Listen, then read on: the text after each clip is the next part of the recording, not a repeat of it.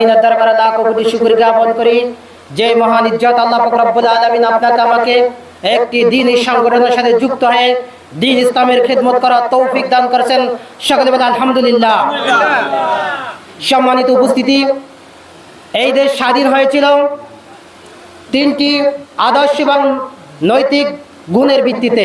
এক নম্বরে সাম্য, দুই নম্বরে মানবিক মর্যাদা, তিন নম্বরে ন্যায় বিচার প্রতিষ্ঠা। যেই উদ্দেশ্যে এই দেশটা স্বাধীন হয়েছিল, যে সাম্য, আমরা আজকে সমাজের ভিতর সমান অধিকার আজকে দেখতে পাই না। আমরা সমাজের ভিতর দেখতে পাই যেই দল ক্ষমতায় থাকে সেই দল তাদের নিজেদের আখের গোছায়। আমরা সমাজের ভিতর সেই সাম্যতা আজকে পর্যন্ত খুঁজে পাই নাই।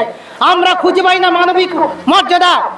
যারা রিক্সা চালক, শ্রমিক, দিনমজুর, কৃষিবিদ, তাদের কোনো সমাজের ভিতরে মর্যাদা নাই। আরেকটা হলো যে ন্যায় বিচার প্রতিষ্ঠা। আমরা সমাজের ভিতরে আজও পর্যন্ত ন্যায় বিচার খুঁজে পাই না। যেই দল ক্ষমতায় থাকে তারা যদি অপরাধ করে তাদের অপরাধকে অপরাধ হিসেবে গণ্য করা হয় না। তারা হত্যা করেও আজকে হত্যা করে জেলে যাওয়ার সাথে সাথে আবার জেল থেকে মুক্তি পাই যায়। অতএব আমরা সমাজের ভিতর ন্যায় বিচার কিন্তু খুঁজে পাই না। সম্মানিত তাওহীদি জনতা, আপনাদের কাছে বলতে চাই যে আমরা যে উদ্দেশ্যে আজকে এই সমাবেশ, আপনারা জানেন যে একজন হাফেজ, একজন কোরআনের হাফেজ, একজন মাওলানা, একজন মুফতি, তারা শুধু মসজিদের ইমামতি করবে তাই নয়। তারা আজকে সমাজের ভিতরে তারা নেতৃত্ব দিবে, তারা রাজনীতি করবে। তারা যখনই রাজনীতিতে আসবে দেখবেন সমাজটা পরিবর্তন হয়ে যাবে।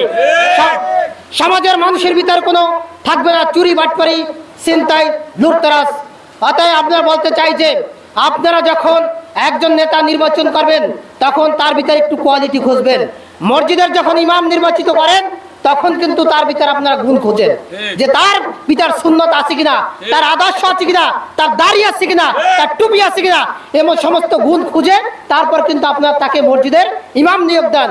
ঠিক অনুরূপভাবে আপনার ওয়ার্ডের ভিতরে একজন মেম্বার নির্বাচিত করবেন, তার ভিতরে এই আদর্শ, এই কোয়ালিটি খুঁজবেন, তারপর আপনারা তাকে নির্বাচিত করবেন। আলোচনা দীর্ঘায়িত করবো না, অনেক বক্তা এসেছে। বিশেষ করে ভান্ডারিয়া উপজেলা ইসলামী আন্দোলনের সভাপতি, তিনি বারবার নির্বাচিত ভান্ডারী উপজেলার সভাপতি, ধন্যবাদ জানাই তিনি আমাদের উপজেলা আসার জন্য। আর বিশেষ করে আমাকে হয়তো অনেকে চেনেন না, আমি কিন্তু এই ওয়ার্ডের সন্তান। আমার বাড়ি কৈখেলি বাজার, জমাদ্দার বাড়ি। আমি ইসলামী আন্দোলন কাঠালি উপজেলা শাখার সভাপতি। আপনাদের সকলের দাওয়াত, কাঠালি আমাদের অফিসে আসবেন ইনশাল্লাহ। আমরা সকলে ঐক্যবদ্ধ হয়ে এই ইসলামী আন্দোলনের হাতকে আরো শক্তিশালী